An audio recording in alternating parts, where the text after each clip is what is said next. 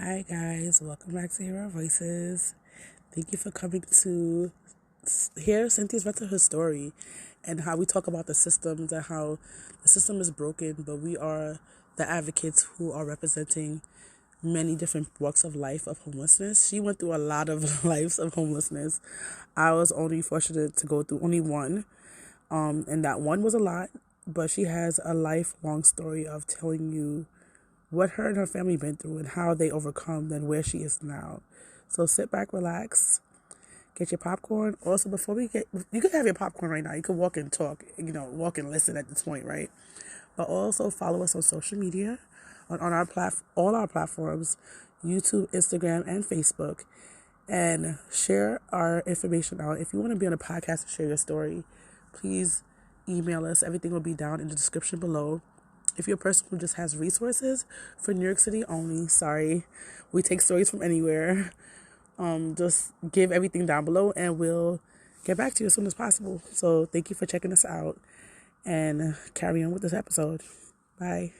I want to go back to, a couple of years and say, like, how did you get into family shelter? How did you know about it?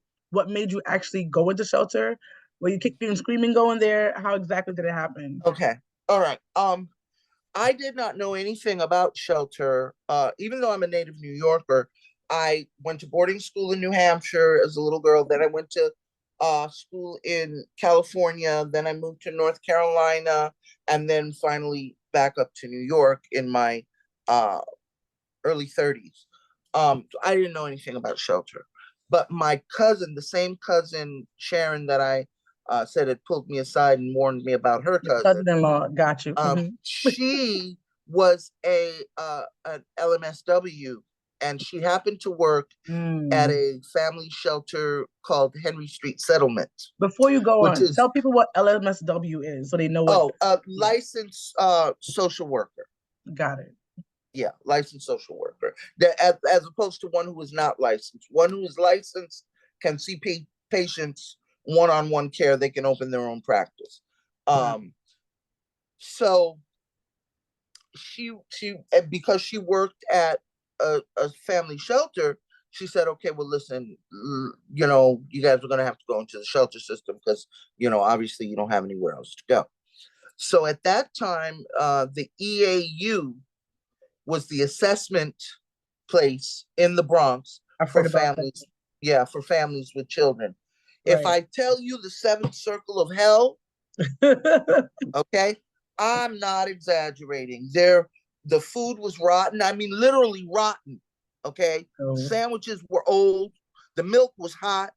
I had an 11-year-old and a 5-year-old. Okay, we had to sleep on the floor in the EAU. It was wall-to-wall people. There were police stationed at the door. You had to go through metal detector. They were doing warrant sweeps then too in the shelter system. Oh, wow. Yeah. That's crazy. So you can basically lose your children right there and get arrested at the same time. Like, and the ACS would come right on and scoop them right on up. Wow. That's evil. That's real evil. That's crazy. So you could be on the run, but don't run to the shelter system because they're going to get you. Right. Okay? Yeah. So that's how I heard about family shelter. So we went through EAU. I think we were there for about 2 days, 2 to 3 days. And didn't know had never been in the Bronx, so didn't know where to go in the neighborhood or anything, to eat or anything like that.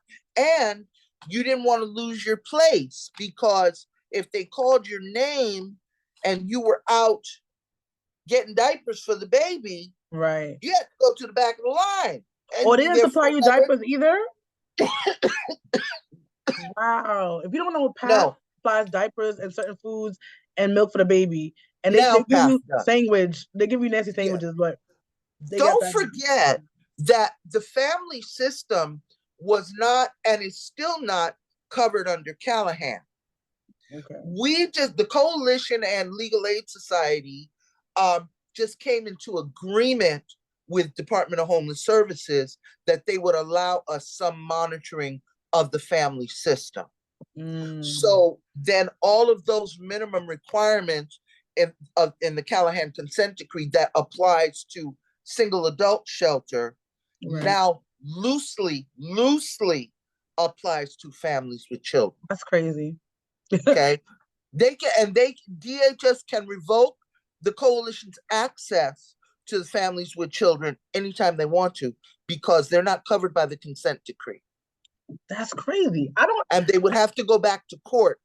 They would have to go back to the Supreme Court to add families with children. So what are we waiting for? Well, look at what Mayor Adams is trying to do right now. Right.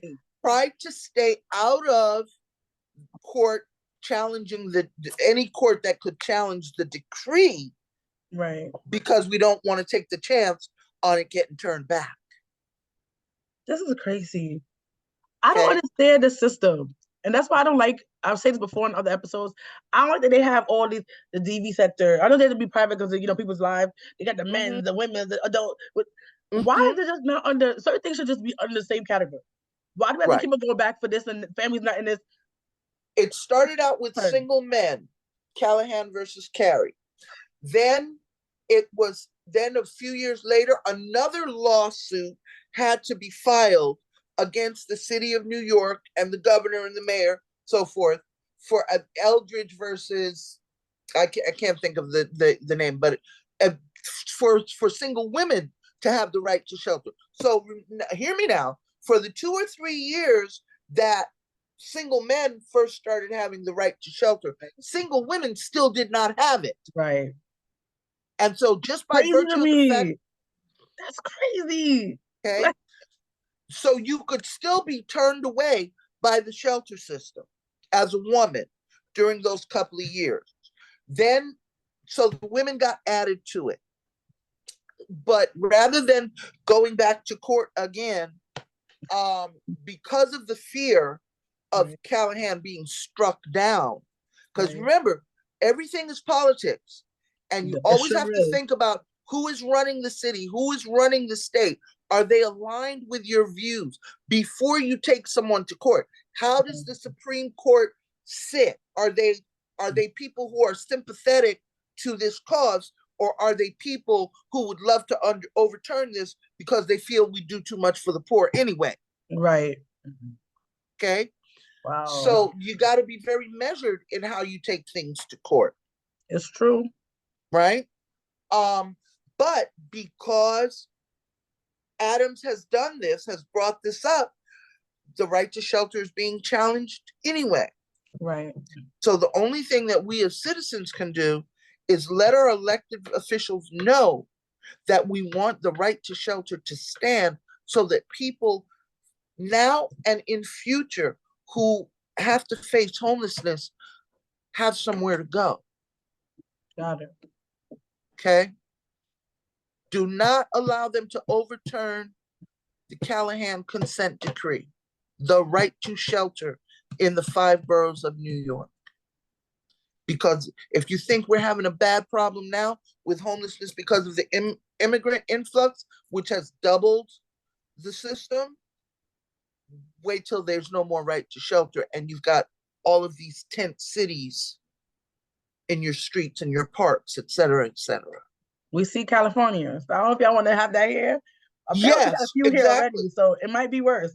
Exactly. But the thing is, at least in California, they are trying to come up with innovative ways. Yes, I've seen to house the homeless. They're doing a lot more. They're building these mini houses and communities and different things. They're trying different things to get people off the street sooner rather than later. New York City don't got the space for that. To be honest, other than building up high rises. Right, but you see, California, because I lived in LA for 15 years. California is this way. New York is this way. Yeah. Okay? We've got a stockpile, and you can research this. We've got a stockpile of apartment buildings in this city that are unused. It's true. Okay, they're being held by what do you call them? What do you call the people Corporations? who corporate? Right. Right. Okay, they're being held by corporations because they don't want to have to submit to the 2080 rules. Like the 2080 rule is if you have 100 units, I think it is 20% of those units must go to low income or some type of subsidized housing. So out of 100 units, 80 of them you charge market rate, but 20 of them you got to give it a discount, right? In some kind of program. Well, they don't want to do this because they would rather keep their buildings shut. That's ridiculous, though. But you see, they get tax write-offs. They get so that in the end, they're not really losing anything. Okay. But some of these people's buildings they get tax write-off to making the buildings. So I'm confused. They're just making the buildings with our tax money, but you can't rent the place to us who pay for the building. That's crazy. That is crazy to me. Since you bring up taxes, let me tell you something.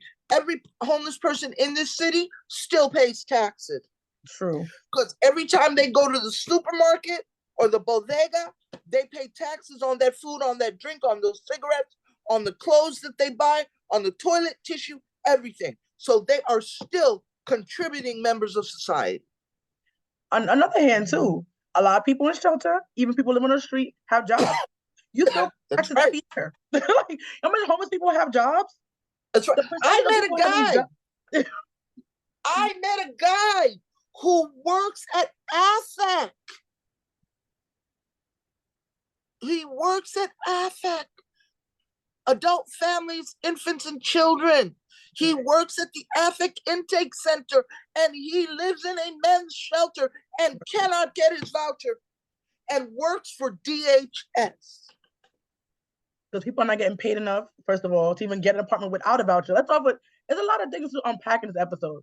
People are working for the city, working for all these places who make all this money, but not paying their workers properly. And because of that, they have to either be in a shelter or get a voucher to help them out. If you pay people properly and have these corporations and people who are over them accountable for their workers properly, we wouldn't even need vouchers. Because a lot of people in the shelter, a good percentage of people in the shelter have jobs. I was in a shelter, bachelor's degree, and a job, and I was still homeless. Let's think about that. People with degrees, like whole degrees. I met doctors, lawyers, scientists, teachers, actors. I've met every person from every profession you could think of in the shelter system because they couldn't keep up with the rate of raising rent in New York. $5,000 for a one-bedroom apartment in Manhattan, when most of the people in Manhattan don't even make $5,000 a month. Yeah, it doesn't make sense. It doesn't make sense. It's not fair. It's not equitable. Okay, we're not living in an equitable society, and all you have to do is look at apartment rents and how much. Like, they just raised my rent. My daughter owns this co-op. She inherited it, but she owns this co-op, right? They just raised our rent 15%. That's a lot. Wow. Okay, 15%, and this is a Mitchell-Lama low income-based property. Right. Okay. Fortunately, my daughters are able to handle it. I don't have any income right now since I left the job. Somebody's taking care of me for a little minute until I get it together. But there's so much to talk about. There's so much to unpack. There are so many things that are wrong with the system. But then here I am, a person who not only went through the shelter system, but a long bout of mental illness. I mean, girl, I was walking through the snow barefoot. Okay. And you've met me in person, so you know that nobody would know that if I didn't tell them. It's definitely true. Right? Definitely true. I'm a testament to the fact that you can hit rock bottom in life for whatever reason.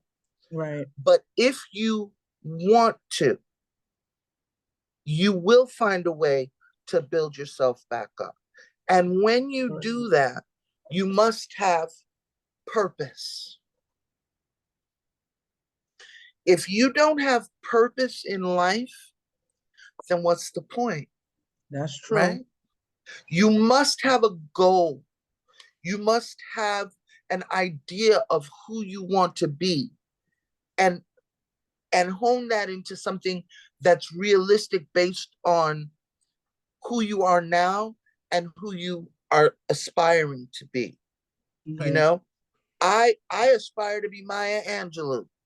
Ooh, I can see that. I can see that. I can definitely see that. I aspire to be Maya Angelou. Am I gonna make it? Well, I don't know.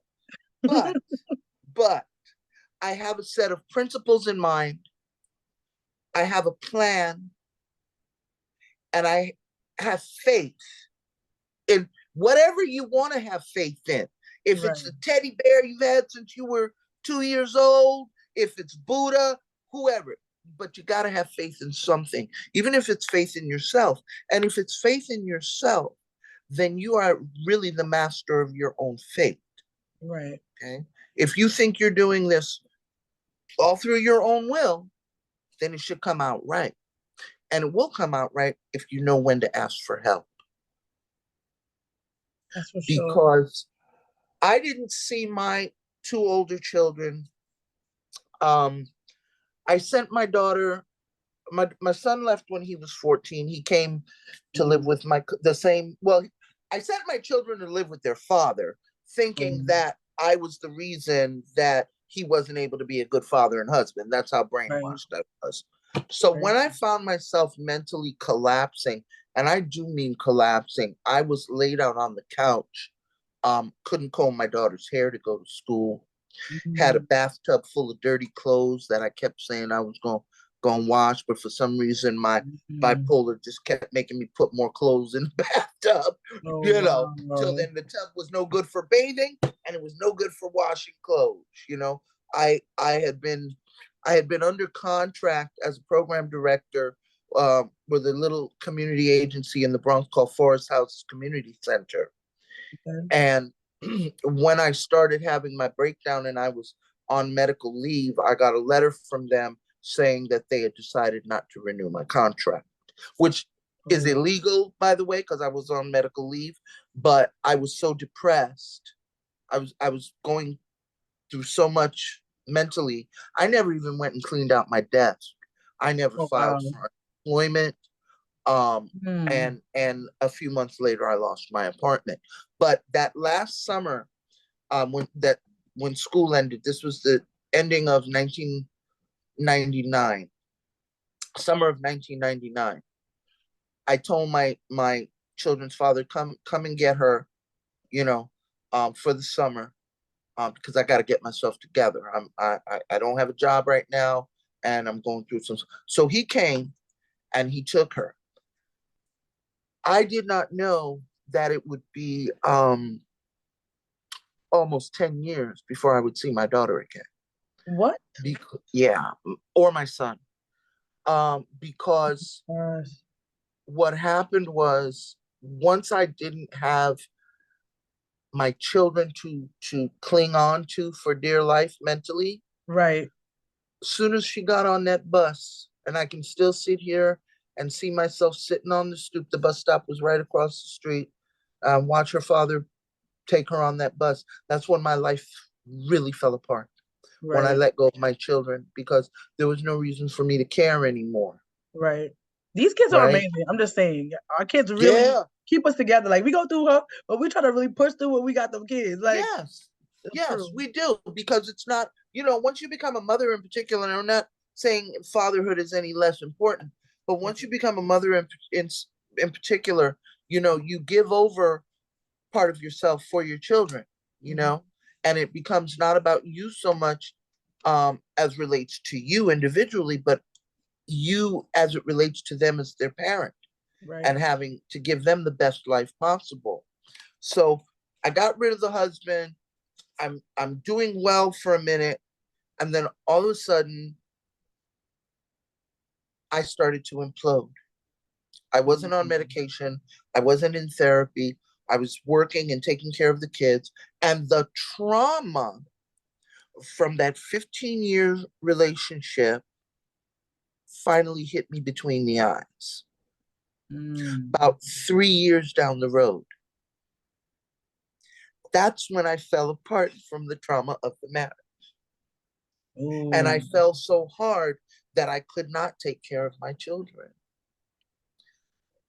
But I thought it was just going to be the summer and I was going to get myself together and come back and, save the day, right? Right. The next thing I knew, I was eating out of garbage cans and walking through the streets, panhandling, doing all kinds of things in survival mode, to be honest. And it was the hardest work I've ever done. People think homeless people are lazy. You don't know what work is until you work on a day-by-day basis to survive. Where you get so tired that you say, you know what? I'm not going to eat today because I'm just too tired to walk to the soup kitchen. Because I've been walking around all day and half the night trying to find legitimate odd jobs to do so that I can make enough money to feed myself for a couple days. Plus, remember, I was in the prime of my life then, so I had all the still women's That's thing what I'm going thinking on. about. Yeah, and it's okay, expensive. And you have to figure out a way to acquire these products, and you have to figure out a way to wash yourself, etc. I had a nice deal with the manager of the McDonald's, the night manager. He was a very nice young man, very compassionate. He used to let me go into the bathroom after hours and bathe myself. Aww. And then he would bag up the leftover food, which was supposed to go in the dumpster. Right. He would bag it up for us in return for sweeping the drive-through and organizing all the throwaway boxes and neatening the place up. He would feed us. God bless him. That's nice. Okay. Never forget that young man. And every time I go back to the neighborhood, I hope to see him, someday. It was the hardest work that I've ever done because every day was about survival. And if you think about that blizzard that we had in 2004 or 6 or whatever year it was, the last real huge blizzard that we had. Well, I spent that blizzard in a car with no gasoline. I spent many winters like that, and as a result of that, I have arthritis. I might have gotten the arthritis anyway, but it wouldn't have hit sooner than it had to happen. Yeah. And that's why I have, 2 artificial knees. Not to mention all the traveling that I did, all the walking up and down and back and forth, begging and working and it's a lot harder than getting up, taking a shower, getting dressed and going to a 9 to 5. Right. Because if somebody knocks on your hood at 2:00 in the morning and says, my car is stuck, help me push it out of the snow and I'll give you $20, you get up and you push that car. Right. Yeah. And there were times when I was in blackout mode, because I was manic and didn't have sense enough to put my shoes on to walk in the snow. I spent 2 months in a psychiatric unit in the Bronx with a winter cap over my head pulled down to here, thinking that I was invisible and that as long as I kept that hat on, I could observe without being observed. Right. During this period, I didn't know my children's names. I didn't know the phone number to read. I totally blacked everything out, because I was in so much pain, and so unwell. And I say that in the graphic way that I say it, because if you can envision that person going through that and attach it to the person that you see talking to you now, Right. then you know that it is possible to get well, to get better, and to thrive. Right.